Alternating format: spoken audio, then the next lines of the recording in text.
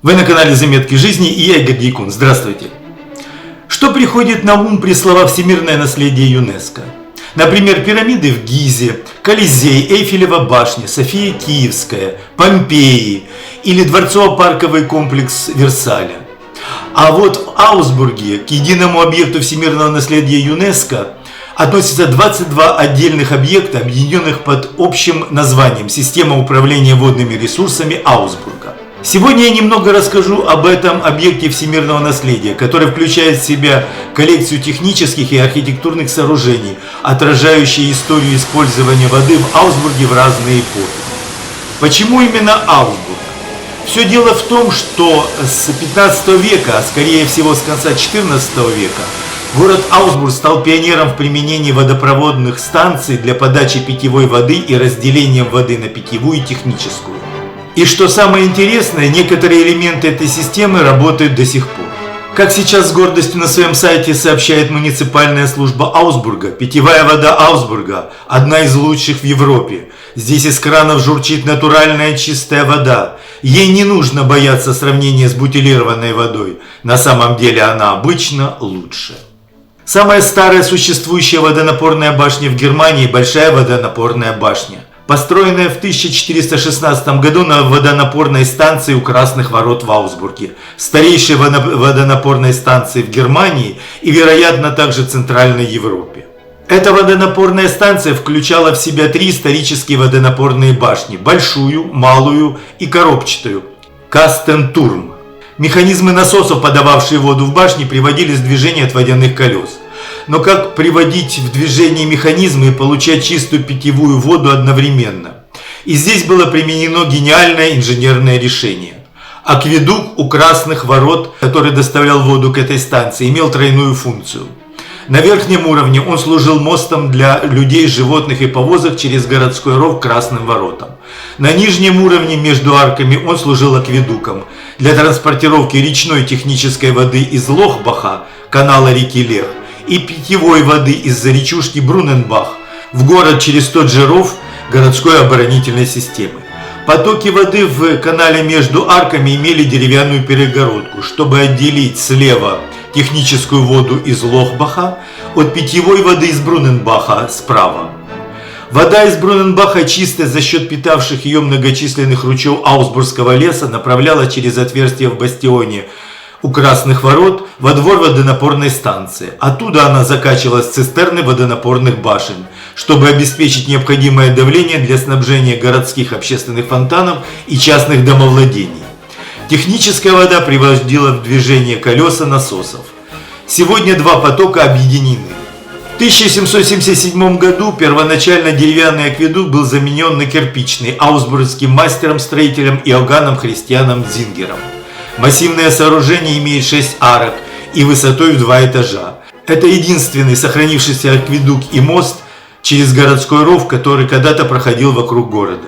Сегодня акведук и мост являются памятником архитектуры как часть ансамбля у Красных ворот.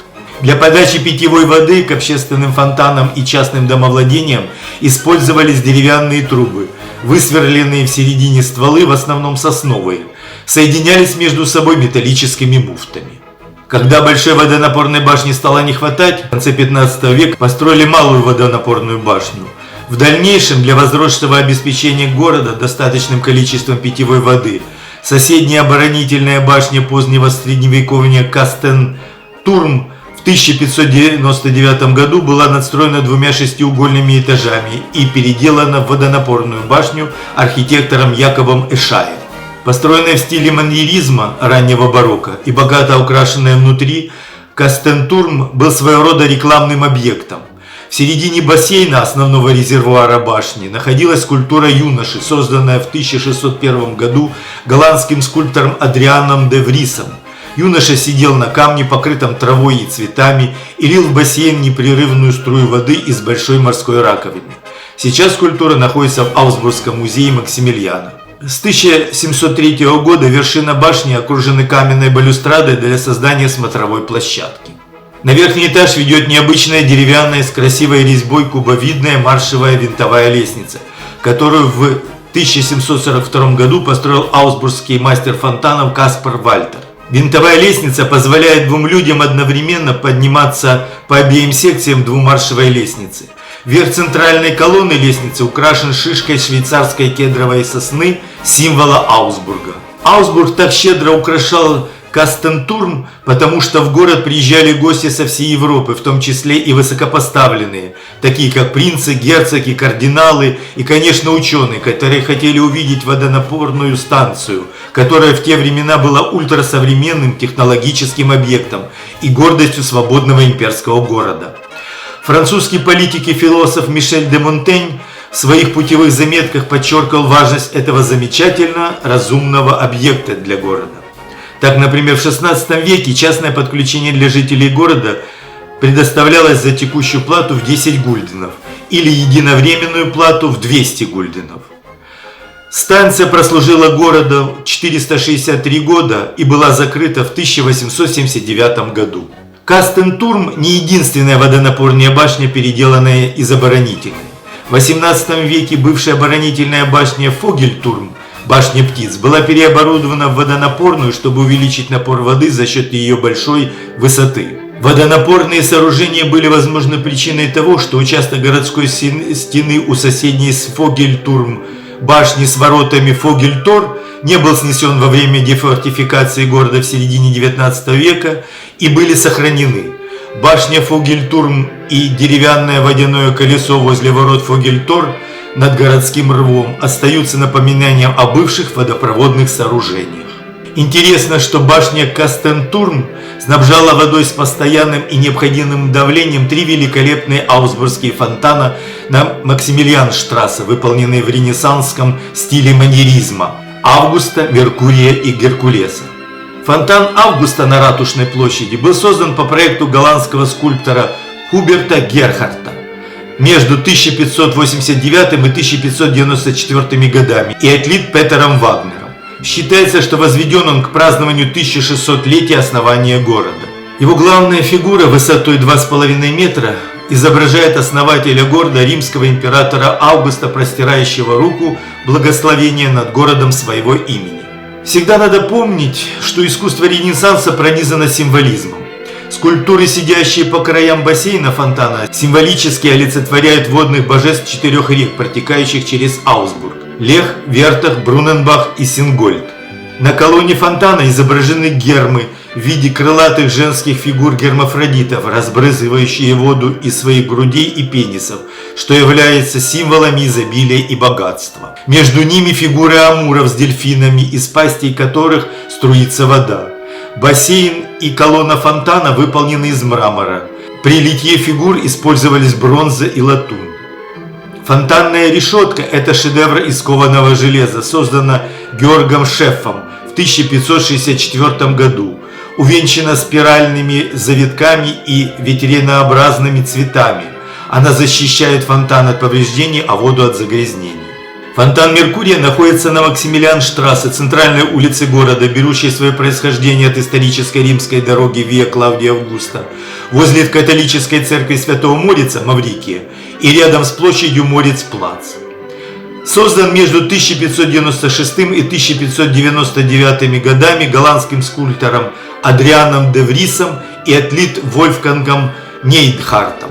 Главная фигура изображает римского бога Меркурия, покровителя торговли, что естественно для торгового мегаполиса того времени города Аусбурга. Меркурий высотой 2,5 метра на центральной колонне, расположенной в 10-угольной мраморной чаше, держит в правой руке змеевидный посох, символ удачи и мира, в крылатом шлеме, застыл на мгновение перед полетом. Купидон у его ног, кажется, завязывает его крылатую туфлю.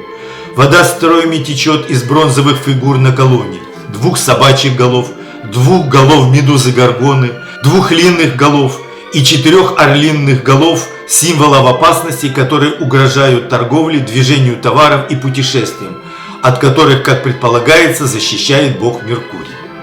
Фонтан Геркулеса, Геракла, как и фонтан Меркурия, расположен на Максимилианштрассе и создан тем же дуэтом скульпторов Адрианом де Врисом и литейщиком Вольфгангом Нейдхартом.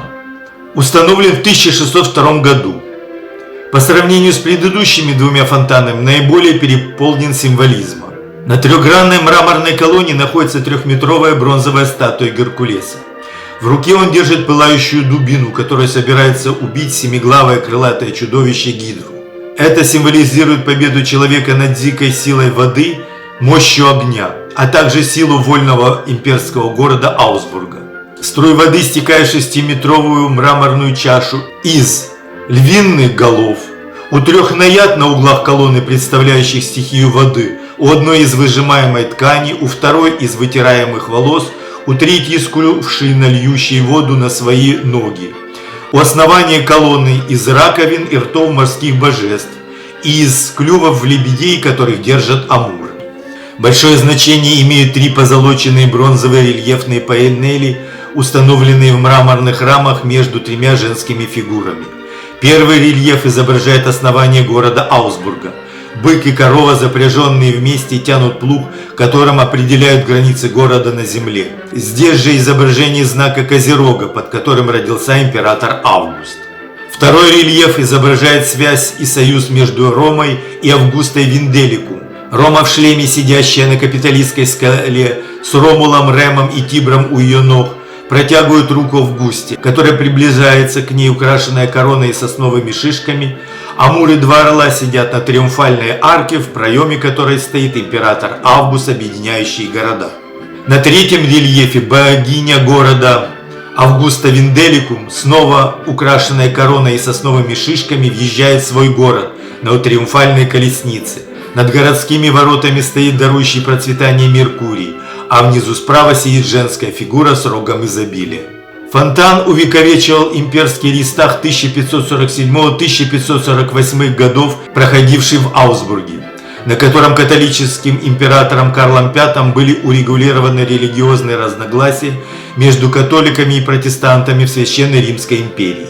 Изображение Геркулеса представляет императора, а семиглавая гидра – 7 немецких курфюрстов, которые решительно выступали против императора. Император Карл V был обязан своим приобретением имперской короны Аусбургскому торговому дому Фуггеров, который также предоставил ему средства для подавления протестантов во время Шмалькальденской войны.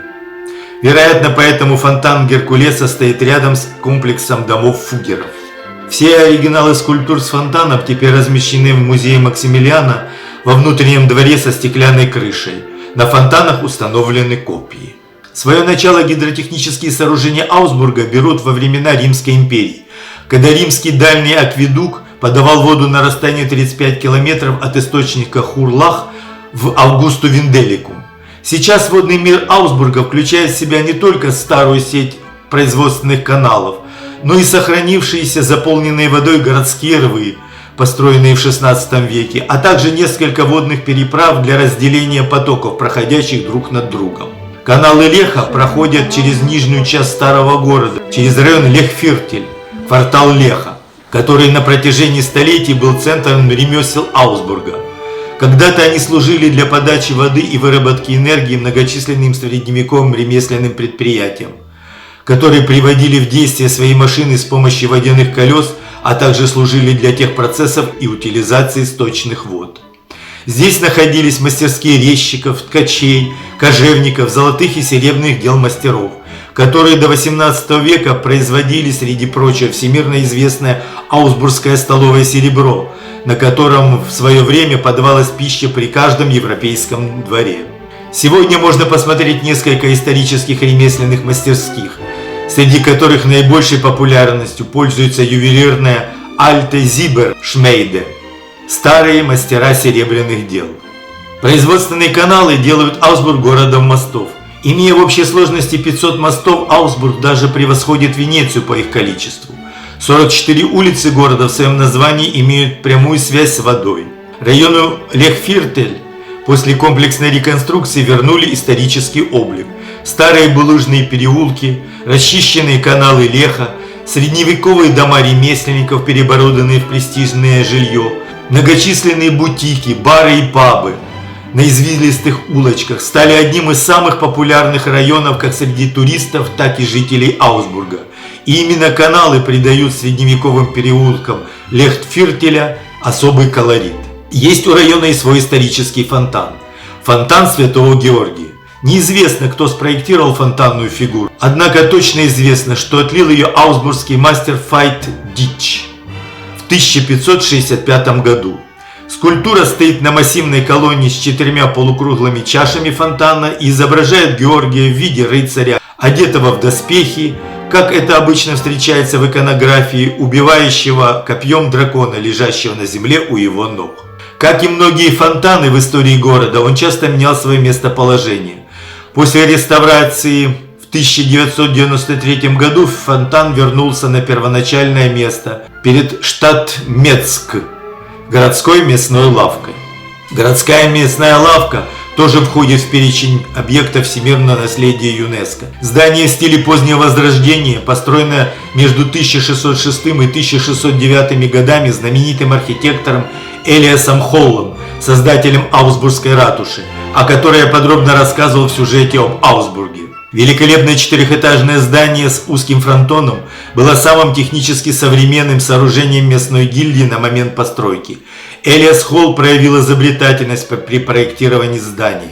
Его уникальной особенностью было инновационное использование воды из канала Фордерер-Лех, которая была направлена через подвал здания для охлаждения мяса, прообраз современных промышленных холодильников, и утилизации отходов.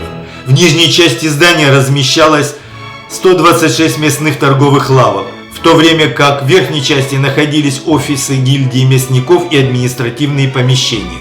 Строгость форм и отсутствие орнамента из украшений только капители колонн входа в виде черепов быков – это симбиоз итальянского возрождения с местными строительными традициями.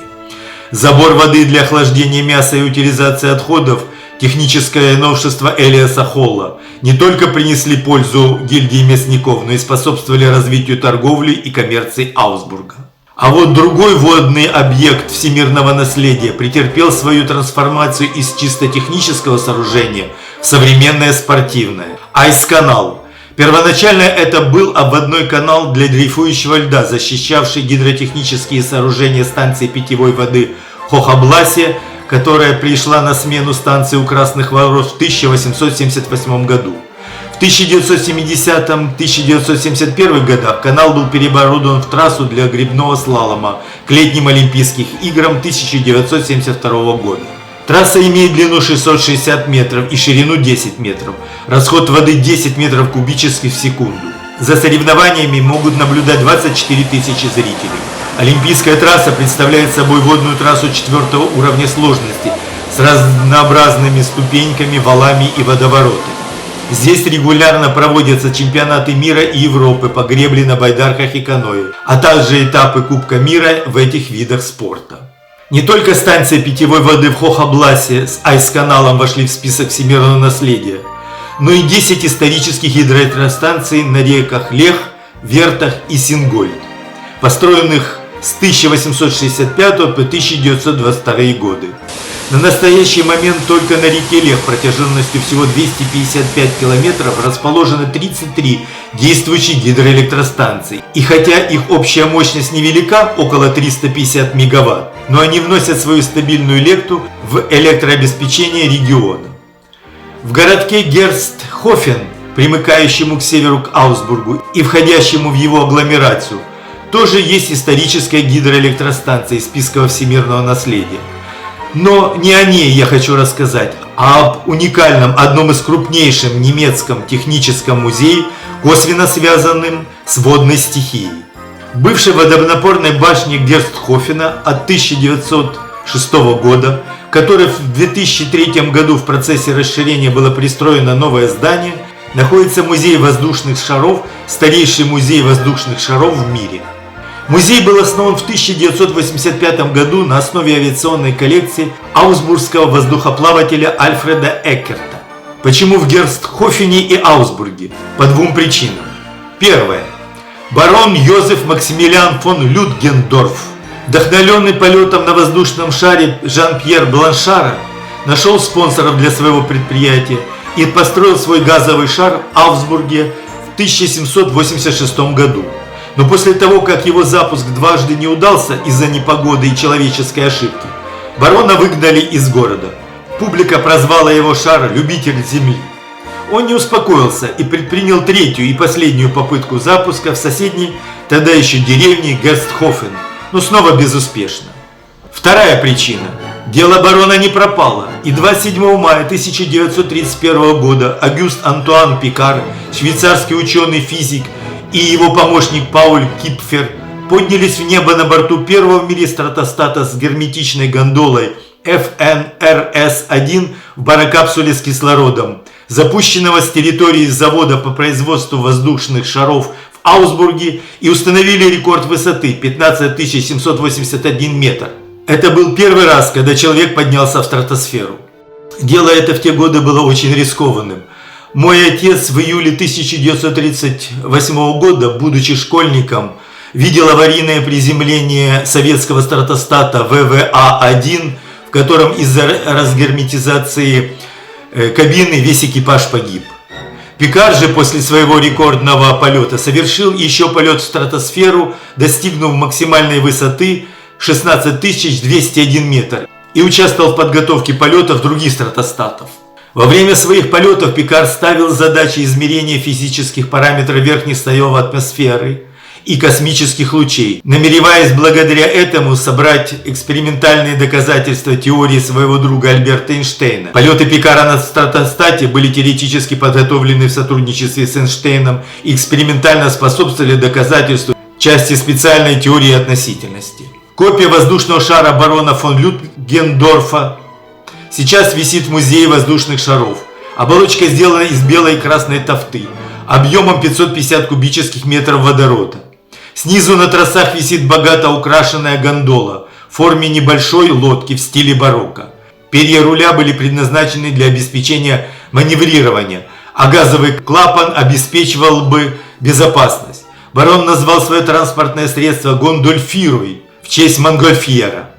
В музее экспонируется сферическая барокапсула воздушного шара Агюста Пикара рекордного полета 1931 года, а также собрано большое количество документов и экспонатов, рассказывающих об истории воздухоплавания, воздушных шарах, их развития и использования в различных сферах деятельности. Кстати, знание, полученное при строительстве барокапсул стратостатов, послужило Пикару после Второй мировой войны при разработке подводных батискафов. И 30 сентября 1953 года Пикар установил новый рекорд, только теперь в покорении водных глубин.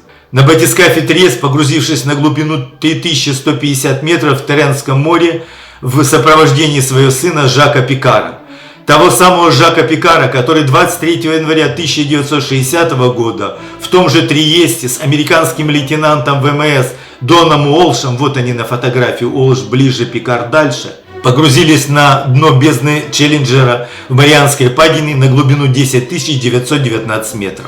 Вот так водный мир водонапорной башни и воздушный океан Музея воздушных шаров переплелись воедино.